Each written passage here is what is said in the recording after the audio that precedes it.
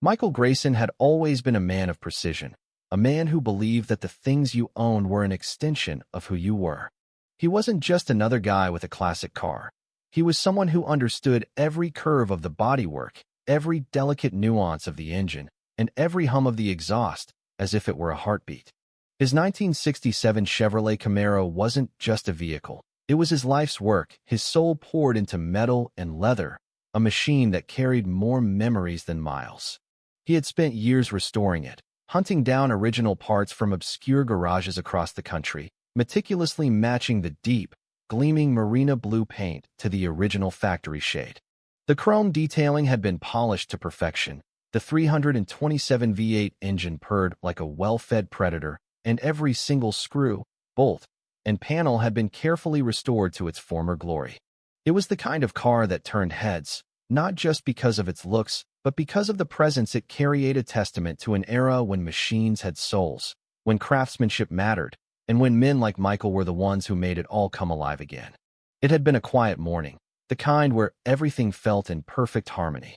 The sun broke through the clouds just enough to cast a golden sheen across the driveway, the scent of fresh coffee drifting from the kitchen, and the soft rumble of an old rock song playing from the garage radio. Michael had woken up early, as he always did on Saturdays, ready to take the Camaro out for its usual weekend drive down the coastal highway, feeling the wind push against him as the car roared to life beneath his hands. It was a ritual, a moment of freedom that he had earned after years of working himself to the bone, building his auto shop from the ground up, fighting for every customer, every contract, every damn paycheck that allowed him to keep doing what he loved. But the second he stepped out of the house, he knew something was wrong. At first, his brain refused to process what he was seeing. It was like walking into your living room to find your furniture had been replaced with cheap plastic replicas, or looking in the mirror and seeing a stranger's reflection. The Camaro was there, but it wasn't his Camaro anymore. The deep, rich marina blue was gone, swallowed up beneath a hideous beige coat of paint that made the car look like a soulless rental. The chrome had been dulled down, covered in thick white paint. The tires had been swapped for stock generic replacements. And worst of all, the signature Camaro emblem had been ripped off the grille, leaving behind nothing but an ugly scar where it once stood. For a long, frozen second, Michael just stood there, staring, his heart pounding against his ribs so hard he could hear the blood rushing in his ears. Then, as if some delayed part of his brain had finally caught up to reality, he moved, rushing forward, hands instinctively running over the bastardized remains of what used to be his car. His fingers scraped against the rough, uneven layers of paint, feeling the careless brush strokes beneath his fingertips. The violation was so deep it made his stomach turn. He forced himself to take a breath, to think, to try and piece together what the hell had happened while he had been asleep in his own goddamn house. And then he saw a bright yellow notice taped to the driver's side window, the bold print standing out like a slap to the face. Vehicle modifications completed per community compliance regulations. Further action required to ensure full neighborhood aesthetic conformity. Michael ripped the paper off the glass, his hands shaking. Regulations? Compliance? What the hell was this? He flipped the paper over, looking for a name, a contact, anything that could explain how and why someone had done this to his car. At the bottom, there it was, the signature of the Neighborhood Association president, Leslie Kane. The same woman who had been a thorn in his side ever since she had taken over the committee last year, tightening restrictions, increasing fines, making it her personal mission to turn the community into her own picture-perfect version of suburban sterility.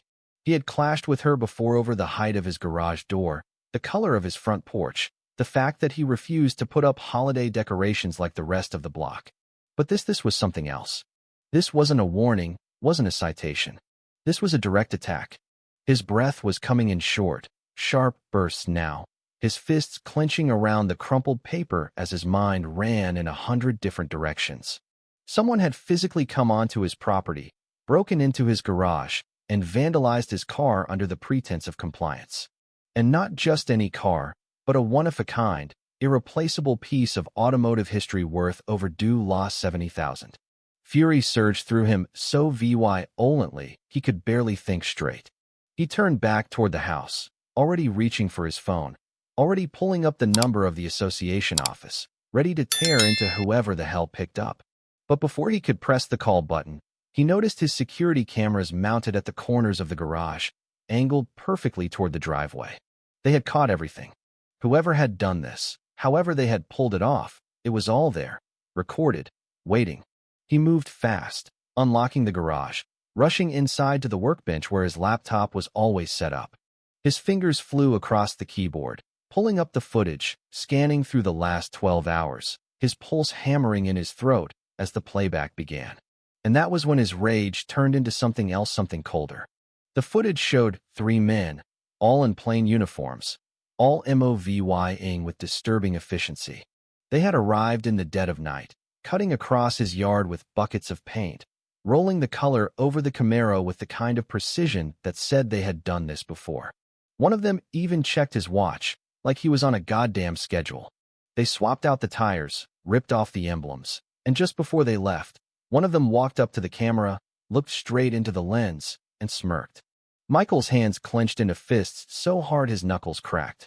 This wasn't negligence. This wasn't a misunderstanding. This was personal. They had planned this, executed it like a military operation, knowing exactly what they were doing and exactly what message they were sending. And now, looking at the footage, looking at that smug bastard staring right into the camera, Michael realized something with absolute crystal clarity. This wasn't just about his car. They wanted him gone. This was just the first shot in a war he hadn't even realized had started. But if they thought for 1 second that he was going to roll over and take it, they had no idea who they were messing with. Michael barely remembered grabbing his keys or getting into his truck, but by the time he came back to his senses, he was already speeding toward the association's office, his rage boiling in his chest like a wildfire. He wasn't the kind of man who lost his temper easily.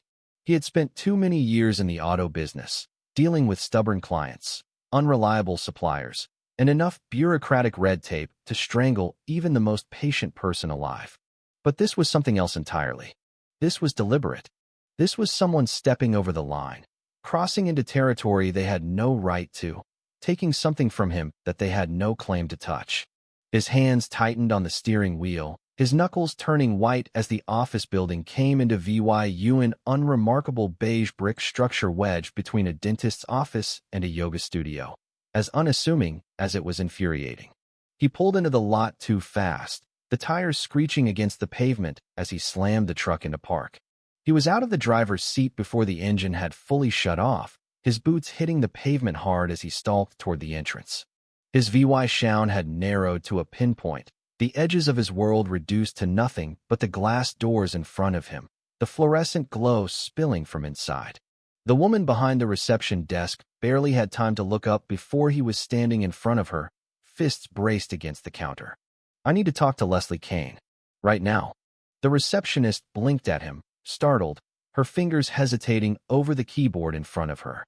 She was young, maybe mid-20s, dressed in a neat pastel-colored blouse, the kind of person who had probably taken this job thinking it would be nothing more than scheduling meetings and answering phone calls.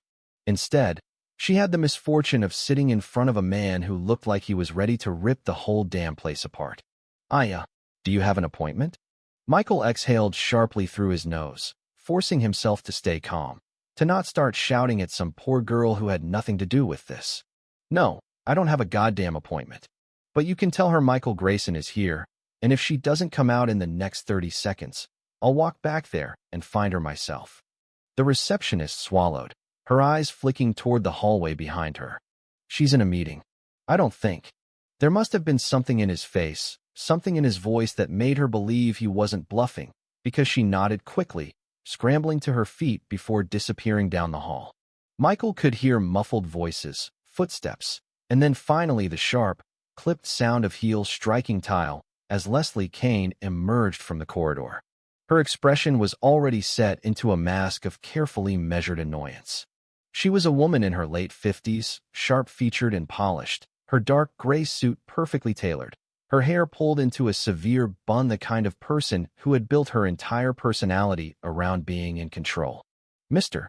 Grayson," she said smoothly, as if they were running into each other at a charity gala instead of him storming into her office. "What a surprise. I assume you're here about the compliance modifications to your vehicle. Michael could barely contain the urge to lunge across the counter. Instead, he took a step closer, his voice low, controlled, but barely. You came onto my property, he said, each word deliberate, razor-sharp. You sent people to vandalize my car in the middle of the night. That's trespassing. That's destruction of private property. You do realize that, don't you? Leslie sighed, shaking her head like he was a child throwing a tantrum over something he didn't understand. Mr. Grayson, the modifications were necessary. Your vehicle was in violation of our neighborhood aesthetic regulations. We sent you multiple notices regarding the required changes, and when you failed to comply within the allotted time frame, the association had no choice but to take action. Michael clenched his jaw so hard he could feel the muscle straining against his skin. You're telling me, he said, his voice tight, that you think you had the right to come onto my property and repaint a car that I legally owned because it didn't match your goddamn aesthetic? Leslie didn't even blink. You were given ample time to resolve the issue yourself. You chose not to. Michael let out a sharp laugh, one without humor. You're out of your damn mind if you think this is over. Oh, I don't think it's over, Mr. Grayson, Leslie said, tilting her head slightly. In fact, you should know that we've also filed a formal complaint regarding your BHA or toward association officials. Your verbal threats, your refusal to cooperate, it's all been documented. And considering your outburst here today, I would strongly advise you to think very carefully about your next steps. Michael stared at her, incredulous. You've got to be kidding me. Leslie smiled, but there was nothing warm about it. I rarely kid. Something in the way she said it sent a cold pulse of realization through his body. This wasn't just about the car. This was about power, about control, about making an example out of him. He had pushed back too many times, ignored too many of their ridiculous rules, refused to fall in line the way they wanted. And now, they were making it very clear, they wanted him gone. Michael took a slow breath, forcing himself to step back. You just made the biggest mistake of your life, he said. And for the first time, he saw a flicker of something in her eyes, something that almost looked like amusement. We'll see, she murmured. Michael didn't say another word. He turned and walked out, his pulse hammering in his ears, his VY sound still edged with red. He had come here expecting some kind of resolution, some kind of explanation that made sense. But instead, he had walked straight into a trap. They were ready for him. They had planned for this. And now, he realized, they had already taken the next step. Because when he got back to his truck, there was another bright yellow notice stuck to his windshield, a court summons. Michael snatched the paper, scanning the bold print, his stomach tightening as the words sank in. He was being sued for damages to the community, not just for the Camaro, but for decreasing neighborhood property values. They were coming after his house. They weren't just trying to force him to comply, they were trying to wipe him out entirely. Michael sat in his truck, staring at the paper in his hands, feeling the familiar burn of rage simmer beneath his skin, a slow but creeping heat that spread through his chest and tightened around his throat like a VYC. The words on the summons blurred together, the legal jargon designed to confuse, to intimidate, to make the average person feel small, outmatched, powerless. It wasn't enough that they had defaced his Camaro, that they had stepped onto his property in the dead of night like thieves and stripped his car of its identity, its soul. Now, they were coming after him in court, fabricating damages, twisting the law in their favor, building a case out of smoke and mirrors that would take months, maybe years to dismantle.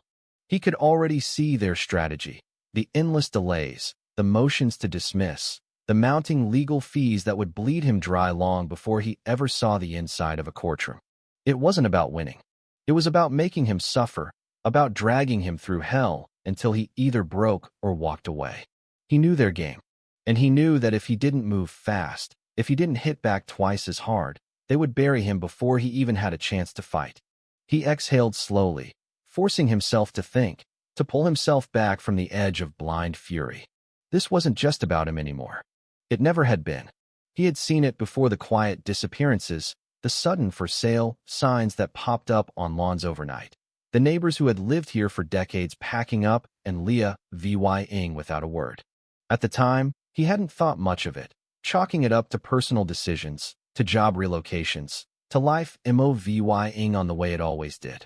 But now he could see the pattern, the way the pieces fit together, the way everything led back to the same group of people, the same cold, smiling faces that sat behind their polished desks, pretending to be nothing more than civil administrators when, in reality, they were something far worse. This wasn't about maintaining property values. This wasn't about neighborhood aesthetics.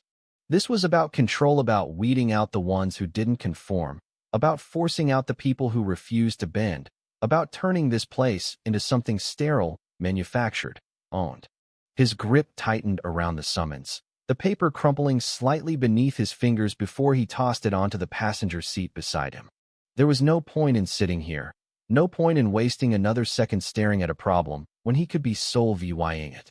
He threw the truck into gear and pulled out of the parking lot, his mind already working through his next steps, already calculating the angles, already deciding who he needed to call, where he needed to go, what he needed to do to turn the tide before it was too late.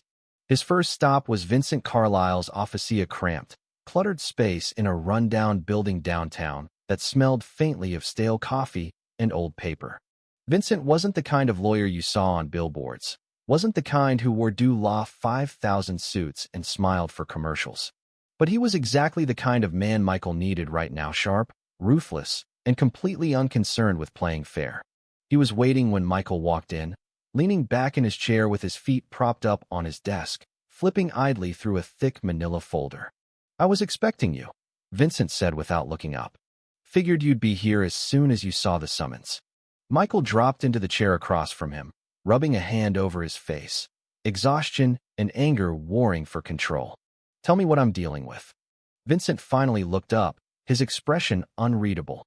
"A long, expensive fight if you let it be. They don't have a real case, but that doesn't mean they can't make your life hell. They're hitting you with a property devaluation claim, arguing that your failure to comply with community standards has negatively impacted the market value of surrounding homes. It's obviously bullshit, but it's bullshit that'll take time to dismantle." Michael exhaled through his nose. "So what's the move?" Vincent studied him for a long moment before closing the folder and setting it aside. "First, we counterfile claims for trespassing, property damage, civil harassment. We don't just defend, we go on the attack. Second, we start digging. You think you're the first person they've done this to? You think you're the only one who's been pushed out, strong-armed, manipulated? There's a pattern here, Michael. We just have to find it." Michael nodded slowly, feeling something shift inside him, something solidify. "Then let's find it." He spent the next 48 hours digging.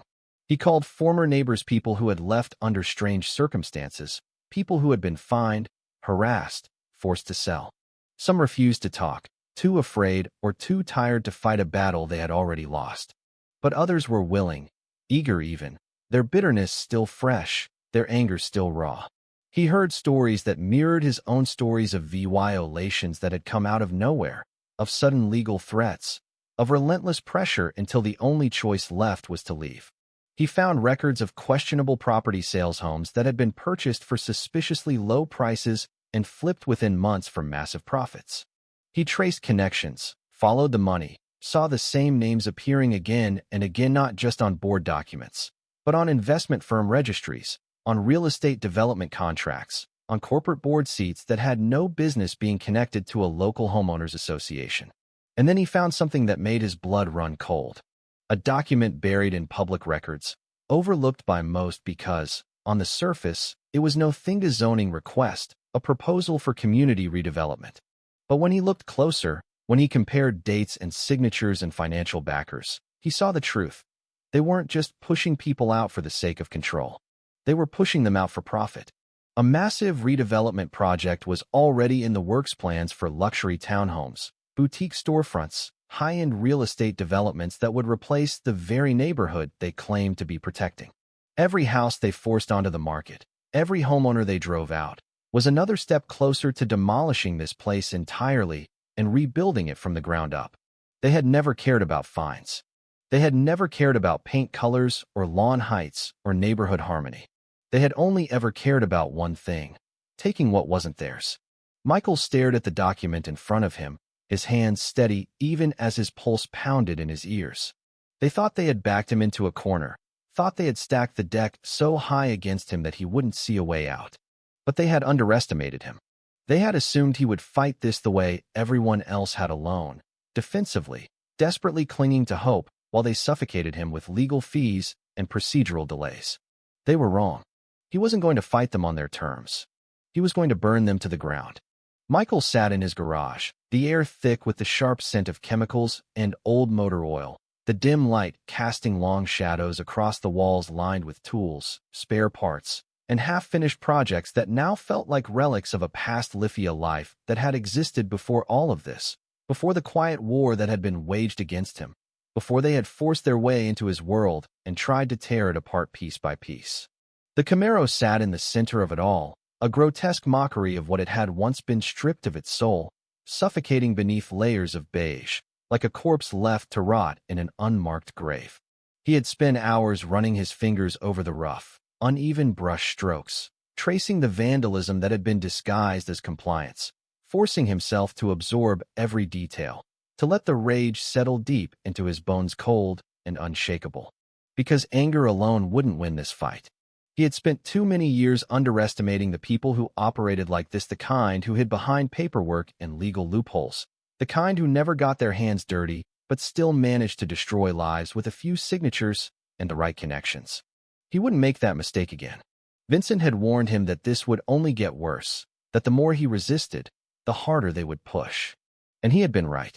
The lawsuits were only the beginning, the first layer of suffocation meant to keep him tangled in legal red tape while they tightened their grip around his throat.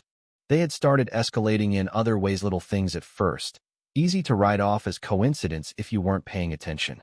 His mail started arriving late, important documents conveniently lost in the system. The power in his garage flickered inconsistently, cutting out at the worst possible moments long enough to be frustrating, but never long enough to call in a real complaint. Then came the notices, violations stacked on violations, each one more absurd than the last, each one carrying another fine, another warning, another reminder that they weren't just trying to beat him in court, they were trying to break him entirely. The last one had nearly made him laugh, a formal complaint stating that his garage door was an unauthorized structure and would need to be removed or rebuilt within 30 days. They were attacking from every angle, probing for weaknesses, looking for the crack that would make him fold like the others had before him. But they had made one crucial miscalculation. Michael wasn't like the others. The moment he had found the zoning document buried in public records, the moment he had traced the financial backing behind it, everything had shifted. They weren't just enforcing neighborhood rules, they were dismantling the entire community piece by piece, driving out homeowners under the guise of compliance so they could clear the land for redevelopment. This wasn't a neighborhood association. This was a corporate land grab, dressed up in the language of regulations and property values. And it had been happening for years, right under everyone's noses. He had found sale records from pre-VYS homeowners, people who had been fined into submission, threatened with foreclosure, taken to court on fabricated violations until they had finally given up and sold their homes for a fraction of their worth, only for those same homes to be quietly purchased, flipped, and absorbed into the growing portfolio of a real estate investment firm with direct ties to members of the board. It was bigger than he had imagined, bigger than just him and his Camaro, bigger than a few petty fines and late-night property violations. This was a machine, carefully engineered and ruthlessly efficient. And now that he had seen the gears turning beneath the surface, he knew there was no going back. The only question was what he was going to do about it. He didn't have to wait long for an answer. The first real warning came 2 nights later. He had been in the garage, flipping through old paperwork, searching for anything that might tie his property records to one of their schemes, when the sound of shattering glass broke through the silence.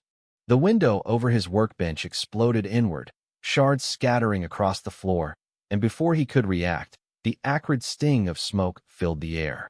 He barely had time to process what was happening before his throat seized, his lungs burning as he stumbled backward, one hand flying to his mouth, the other grabbing the fire extinguisher from beneath the bench. Tear gas. They had sent a message. By the time he had cleared the air, by the time the haze had dissipated enough for him to move without choking, they were Ganino footprints, no lingering shadows in the alley behind his house. Just the quiet hum of the streetlights and the faint metallic taste of chemicals still clinging to the back of his throat. He didn't call the cops. There was no point. Even if they cared, even if they did more than take a useless report and shrug, there wouldn't be any evidence left to find. This wasn't some reckless act of vandalism. This was precise, contralito warning delivered by professionals who knew exactly how far they could push before they crossed the line into something that couldn't be brushed off as random mischief. But they had miscalculated again. They thought he would be afraid. They thought this would shake him, that he would take the hint and start backing down. They still didn't understand who they were dealing with. The next morning, he went to see Vincent. The moment he walked in, the lawyer took one look at him and let out a sharp breath, shaking his head. "Jesus, Michael. What the hell happened to you?" "They escalated," Michael said simply, dropping into the chair across from him. Vincent studied him for a long moment, his fingers drumming against the desk. "Are you sure you want to keep pushing this?" Michael exhaled, rolling his shoulders, feeling the weight of it settle into his bones. "I think we passed that point a long time ago." Vincent nodded slowly, then reached into his desk drawer and pulled out a folder, sliding it across the desk. Michael flipped it open, scanning the contents: names, addresses, financial records, connections. "I started digging after our last meeting," Vincent said. "You were right. It's not just you. It's not just this neighborhood. This is bigger, and it goes deeper than I thought." Michael didn't look up. "How deep?" Vincent leaned back in his chair. "Let's just say the people pulling the strings don't just own property. They own courts, banks, politicians. You're not just dealing with a handful of corrupt board members. You're dealing with a network." Michael closed the folder, his mind already moving 100 miles ahead, already seeing the next steps, already preparing for whatever came next. They had spent years perfecting their system, perfecting the art of making people disappear without anyone noticing. They had built an empire on silence, on fear, on the assumption that no one would ever push back hard enough to expose them. That was their last mistake. Michael stood, the weight in his chest no longer heavy, no longer suffocating. He wasn't afraid anymore. He was ready to burn it all down. Michael knew they weren't done with him, knew that the tear gas attack had only been the beginning test to see how he would react, a way to measure how much pressure they needed to apply before he cracked like all the others who had come before him. But he wasn't like them. He wasn't the type to get scared and run.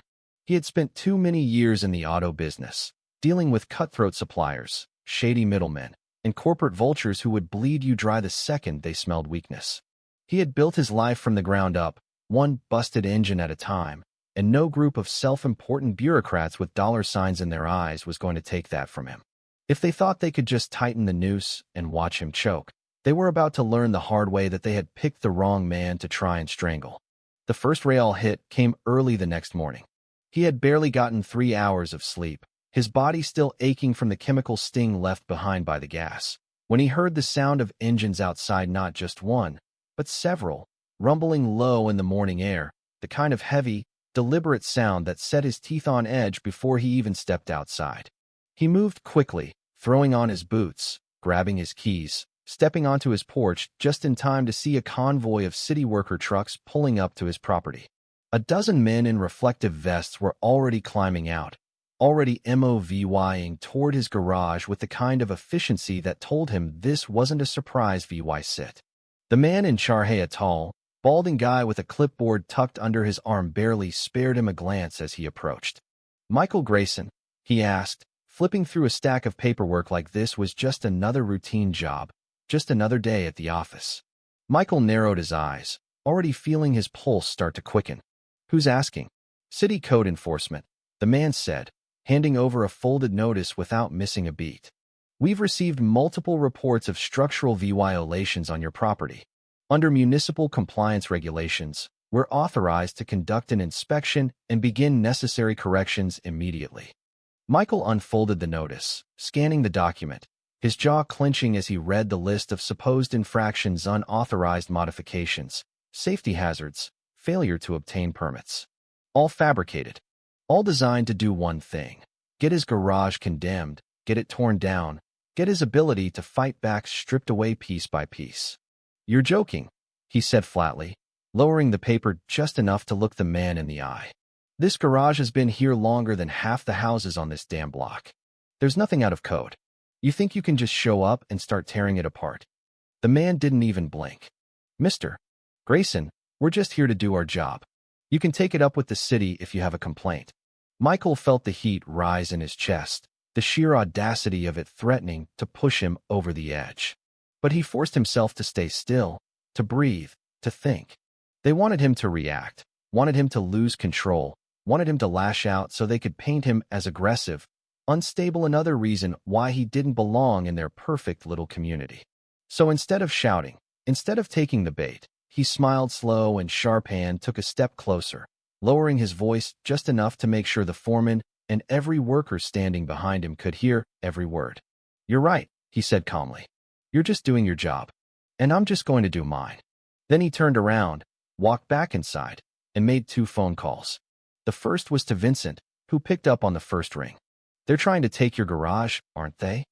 Michael let out a sharp breath, gripping his phone so hard it creaked. "Yeah, they're here now." Vincent didn't hesitate.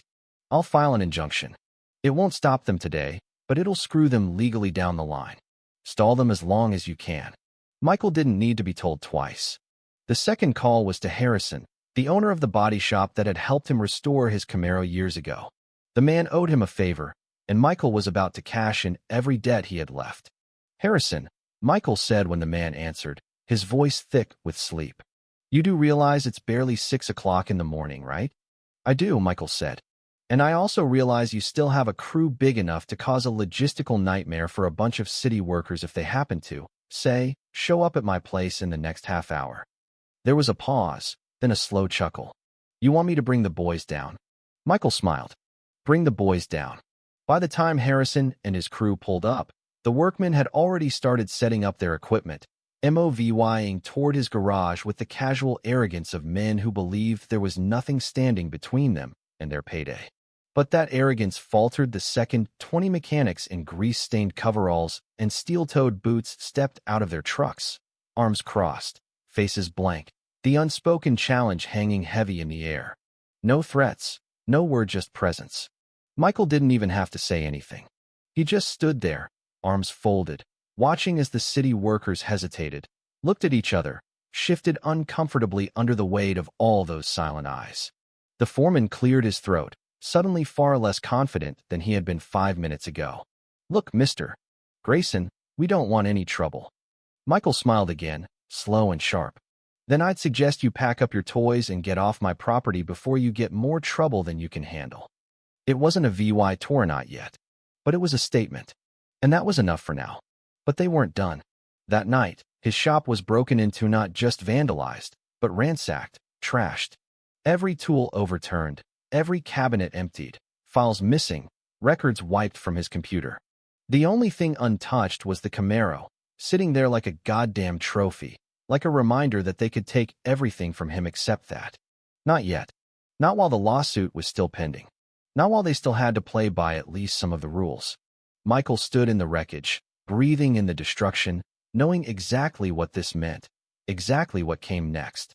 They weren't trying to push him out anymore. They were trying to destroy him completely. And if they thought that would make him stop, they had just made their last mistake.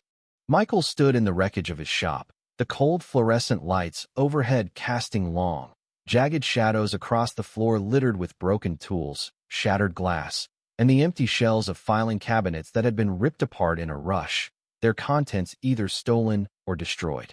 The air was thick with the stale, metallic scent of oil and dust, and for the first time in a long time, he felt something beyond anger, beyond frustration. He felt tired.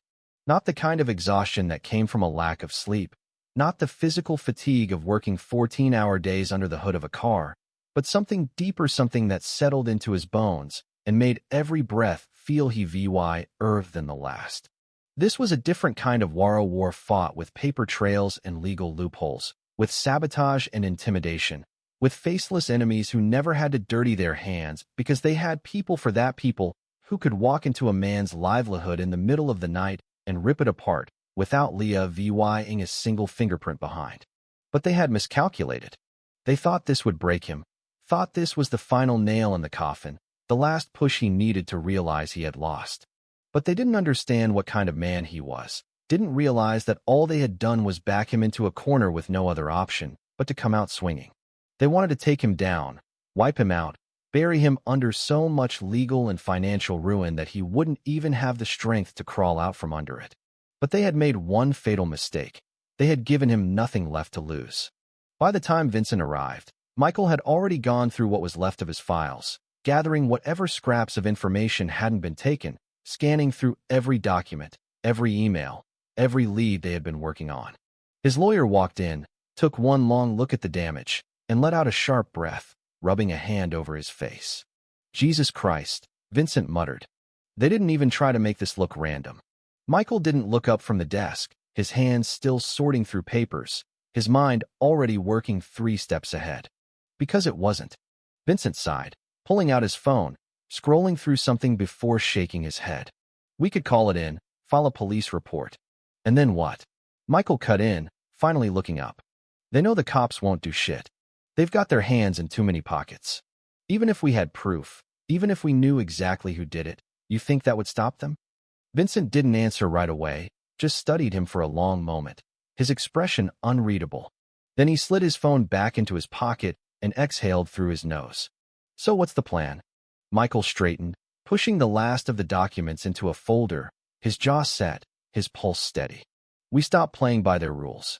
Vincent arched an eyebrow. "You're talking like a man about to do something really stupid." Michael smiled, but there was no humor in it. "I'm talking like a man who's about to win." The next 48 hours were a blur of movement, of preparation, of carefully calculated risks that had no guarantees but were the only cards he had left to play.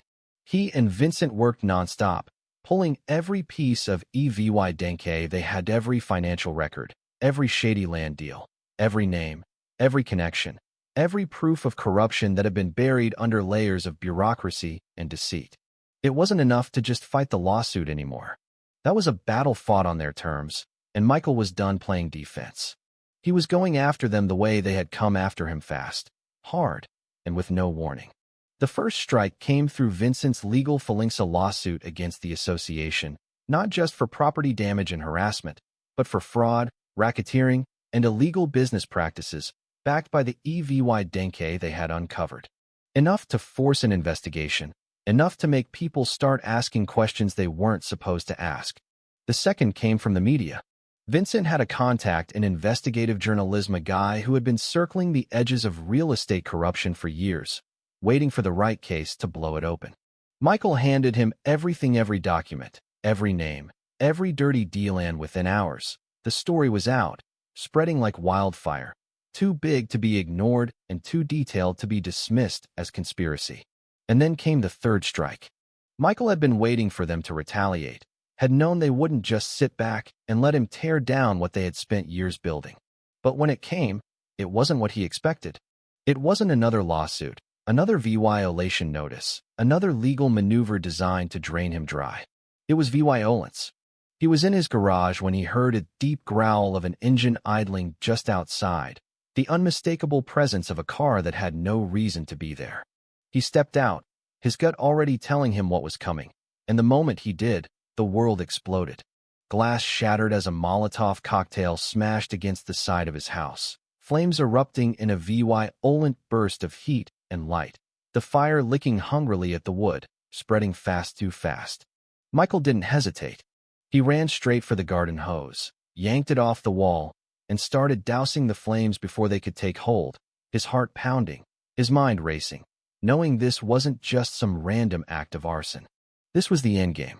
They weren't trying to make him move anymore. They were trying to erase him completely. By the time the fire was out, by the time the smoke had cleared and his hands were raw from gripping the hose, he heard the sirens, not from the fire department, not from the police, but from an FBI task force. The investigation Vincent had sparked had reached the federal level.